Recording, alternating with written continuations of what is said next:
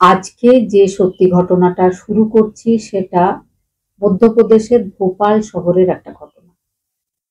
ঘটনাটা ঘটেছিল ৮ মে ২০১৪ সালে। ঘটনার দিন ভোপালের একটা বড় নামকরা হসপিটাল, হামিদিয়া হসপিটাল, সেখানকার দুজন ডাক্তার জয়শ্রী আর রোহিত, তাদের বিয়ে ছিল। বিয়ের অনুষ্ঠানটা হচ্ছিল সুন্দরবন গার্ডেন্স নামের একটা বড় ম্যারেজ হলে। প্রচুর লোকজন, বিয়ের অনুষ্ঠান চলছে। রাত্রেবেলায় ৮টা থেকেই অতিথিদের আসা শুরু হয়ে গেছিল। বিয়ের সমস্ত অনুষ্ঠানও হচ্ছিল। বিয়ের অনুষ্ঠান যখন শেষের দিকে, বাজে রাত 11টা 15, জয়মালা, বরমালা বা মালা বদলের যে অনুষ্ঠান, স্টেজের ওপরে স্ত্রী স্বামীর গলায় মালা দিয়েছিল, স্বামী স্ত্রীর গলায় মালা দিয়েছিল। তখনই হঠাৎ করে একজন ছেলে রিভলভার হাতে করে স্টেজে উঠে আসে। কেউ কিচ্ছু বোঝার আগে সে জয়শ্রী নামদেব, মানে যে কনে, তার দিকে উদ্দেশ্য করে একটা গুলি চালিয়েছিল। গুলিটা তার গলার একটা সাইড ভেদ করে চলে গেছিল। পরক্ষণেই ছেলেটা কিছু করার আগেই মুহূর্তের মধ্যে লোকজন তার উপর ঝাঁপিয়ে পড়েছিল। তাকে প্রচুর মারধর করা হয়েছিল, সে অজ্ঞান হয়ে গেছিল। এদিকে জয়শ্রীকে তড়িঘড়ি স্থানীয় হসপিটালে নিয়ে যাওয়া হয়, যেখানে ডাক্তাররা চেক করে বলেছিলেন জয়শ্রী আর বেঁচে নেই। এবার বলি জয়শ্রী আর রোহিত যাদের বিয়ে হচ্ছিল তারা কে। জয়শ্রী নামদেব, বয়স 27 বছর। সে একজন চাইল্ড স্পেশালিস্ট, ভোপালের একটা বড় হসপিটাল, হামিদিয়া হসপিটাল, সেখানে কাজ করত। তার সাথেই কাজ করত ওই হসপিটালের একজন সার্জন, নাম রোহিত নামদেব, তার বয়স 30 বছর। তারা দুজন একসঙ্গে কাজ করাকালীন দুজনকে পছন্দ করেছিল। বাড়ির লোকজনকে জানানো হয়েছিল। রোহিত আর জয়শ্রী দুজনের বাবাই সরকারি কর্মচারী। জয়শ্রীর বাবা ইলেকট্রিক ডিপার্টমেন্টে আর রোহিতের বাবা সেচ বিভাগের কর্মচারী। দুই ফ্যামিলি পরস্পরের সাথে দেখা সাক্ষাৎ হয়, দুই ফ্যামিলিকে পছন্দ হয়ে যায়। বিয়ের ডেট ঠিক হয় ৮ মে ২০১৪। সেই বিয়েটাই হচ্ছিল, হঠাৎ করে বাইরে থেকে একজন ছেলে এসে মেয়েটাকে গুলি চালিয়েছিল, মেয়েটা মারা গেছিল। ছেলেটাকে যখন সবাই মিলে মারধর করেছিল, সে অজ্ঞান হয়ে গেছিল। তাকেও নিয়ে যাওয়া হয় হসপিটালে। হসপিটালে চিকিৎসার পর যখন সে জ্ঞান ফিরেছিল, হঠাৎ করে সে পুলিশদেরকে জিজ্ঞেস করেছিল জয়শ্রী ঠিক আছে কিনা। পুলিশ তাকে বলে যে তুমি তো জয়শ্রীকে শেষ করে ফেলেছ। তখন সে চিৎকার করে কান্নাকাটি শুরু করে। পুলিশ টিমকে বা ডাক্তারদেরকে খুব কষ্ট করে তাকে শান্ত করাতে হয়েছিল। পুলিশ তার কাছে জিজ্ঞাসাবাদ করে, তখন সে বলে যে সে জয়শ্রীকে খুব ভালোবাসত। জয়শ্রী অন্য কারো হয়ে যাবে এটা সে সহ্য করতে পারেনি। জয়শ্রীর সাথে রোহিতের যখন সাগাই হয়েছিল, আশীর্বাদের অনুষ্ঠান হয়েছিল, সেই ফটো বা সেই ভিডিওগুলো সে সোশ্যাল মিডিয়াতে দেখেছিল। তারপরে তার ওই ব্যাপারগুলো অসহ্য বলে মনে হচ্ছিল। সে তখন থেকেই নিজেকে রেডি করেছিল যে যে কোনো ভাবে জয়শ্রী যদি তার না হয় তাহলে জয়শ্রী আর অন্য কারো হতে পারবে না। সে ১৭,০০০ টাকা দিয়ে একটা দেশি রিভলভার ভাড়ায় নিয়েছিল।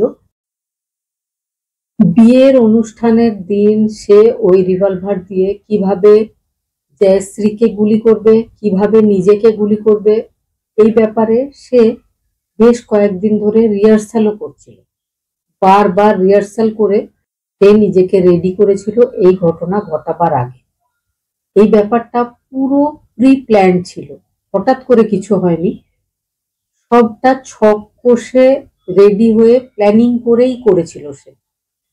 তবে হ্যাঁ, মনে ঠিক করেছিল যে সে জয়শ্রীকে শেষ করে দেবে, পর মুহূর্তে সে নিজেকেও শেষ করবে। কিন্তু সেটা করার সুযোগ বিবাহ অনুষ্ঠানে যে অতিথিরা ছিল তারা তাকে দেয়নি। যেই সে জয়শ্রীকে গুলি করেছিল, সঙ্গে সঙ্গে লোকজন তার উপর ঝাঁপিয়ে পড়ে তাকে মারধর করতে শুরু করে। সে সুযোগই পায়নি যে সে নিজের দিকেও গুলিটা চালাবে। তো সে বেঁচে গেছিল। টিম তাকে প্রশ্ন করে যে সে জয়শ্রীকে ভালোবাসত, জয়শ্রী কি তাকে ভালোবাসতো বলে সে জানে? তখন বলে যে না, একতরফাই ছিল তার ভালোবাসা, জয়শ্রী তাকে কোনোদিন ভালোবাসে। এবার পুলিশ টিম জিজ্ঞাসাবাদ করেছিল জয়শ্রীর বাবা ঘনশ্যাম নামদেবের কাছে। তিনি পুলিশ টিমকে যেটা জানিয়েছেন সেটা হচ্ছে যে ছেলেটা এই ঘটনা ঘটিয়েছে তার নাম অনুরাগ নামদেব, বয়স 30 বছর। সে ব্যাংকের প্রভিশনাল অফিসার। সে ঘনশ্যাম নামদেবের একমাত্র ছোট বোন অঙ্গুরি দেবীর ছেলে। ঘনশ্যাম নামদেব ভোপালে থাকতেন। তার বোনের বিয়ে হয়েছিল মধ্যপ্রদেশের সাগর বলে একটা এলাকা আছে সেখানে।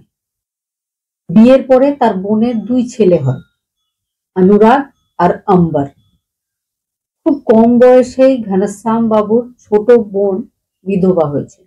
বোনের 2 ছেলে অম্বর আর অনুরাগ, তাদের যেন কোনো অভাব না হয়, কোনো অসুবিধা না হয়, তারা যেন নিজের বাবার অভাব বোধ না করেন, সেই চেষ্টা তাদের মামা সবসময় করেছিলেন। অনুরাগ যথেষ্ট ভালো স্টুডেন্ট ছিল, তার পড়াশোনাতে যেন কোনো ব্যাঘাত না ঘটে, কারণ সাগর ভোপালের থেকে অনুন্নত একটা জায়গা। পড়াশোনার যাতে সুবিধা হয়, যাতে ভালোভাবে পড়াশোনা হয়, সেই জন্য মামা তাকে নিজের বাড়ি এনে রেখেছিলেন। মামা মামি দুজনেই অনুরাগকে খুব স্নেহ করত। মামার মেয়ে জয়শ্রী অনুরাগের হাতে রাখিও বাঁধত। জয়শ্রী মন থেকেই তাকে নিজের ভাই বলেই মনে করত। অনুরাগ পড়াশোনা করছিল, জয়শ্রীও ডাক্তারি পড়ছিল। অনুরাগ একদিন জয়শ্রীকে প্রপোজ করেছিল। জয়শ্রী সঙ্গে সঙ্গে জানিয়ে দিয়েছিল যে আমরা ভাই বোন, আমাদের মধ্যে এই ধরনের কোনো সম্পর্ক হতে পারে না, অসম্ভব এটা।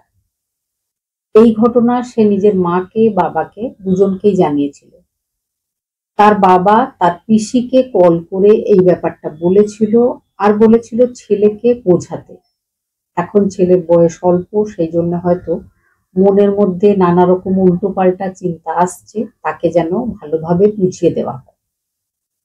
তারপরে অনুরাগ নিজের বাড়ি ফিরে গেছিল। তারপরে কেটে গেছিল বেশ কিছুটা সময়। অনুরাগ নিজের বাড়ি চলে গেছিল, জয়শ্রী নিজের বাড়িতেই আছে। জয়শ্রী যে হসপিটালে কাজ করত সেখানে তার আলাপ হয় রোহিতের সাথে। জয়শ্রী আর রোহিত দুজনের মধ্যে প্রেম হয়। বাড়ির লোকজনেরা তাদের বিয়ে অ্যারেঞ্জ করেন। বিয়েটা হচ্ছিল। রোহিত আর জয়শ্রীর যেদিন সাগাই হয়েছিল তার বিভিন্ন ফটো ভিডিও সোশ্যাল মিডিয়াতে অনুরাগ দেখেছিল। তারপর থেকেই সে ভীষণ রেগে গেছিল। 17,000 টাকা দিয়ে ভাড়ায় একটা দেশি রিভলভারের ব্যবস্থা করেছিল। বন্ধুর কাছে বাইক ধার নিয়ে সে সোজা চলে গেছিল সেই বিবাহ অনুষ্ঠান বাড়িতে। সেখানে গিয়ে সে স্টেজে উঠে গুলি চালিয়েছিল নিজের মামাতো বোন জয়শ্রী নামদেবকে। বেশ কিছুদিন অনুরাগ জেলেই ছিল, শুনানি চলছিল। 11 ফেব্রুয়ারি 2015 তার শাস্তি ঘোষণা হয় লোয়ার কোর্টে। তাকে আজীবন কারাদণ্ডে দণ্ডিত করা হয়। সে জেলেই ছিল। 4 বছর পরে 2019-এ তাকে পেরোলে বাড়ি আসতে দেওয়া হয়। 2019 সালে তার বয়স ছিল 34 বছর। সে বাড়ি এসেছিল বিকেল বেলায়। 12 জুন তার ফিরে যাওয়ার কথা ছিল জেলে। সেই দিনই সে বাড়ি থেকে আর জেলে যায়নি, তার আগেই দুপুরবেলায় গলায় তোয়ালে দিয়ে ফাঁস লাগিয়ে নিজেকে শেষ করে ফেলেছিল। একটা একতরফা প্রেমের সমাপ্তি হয়েছিল। ঘটনাটা শুনে যদি কোনো বক্তব্য থাকে অবশ্যই কমেন্ট করে জানাবেন। আবারও দেখা হবে নতুন কোনো এক সত্যি ঘটনা নিয়ে। ততক্ষণ সুস্থ থাকবেন, খুব ভালো থাকবেন, নিজের কাছের মানুষদের ভালো রাখবেন।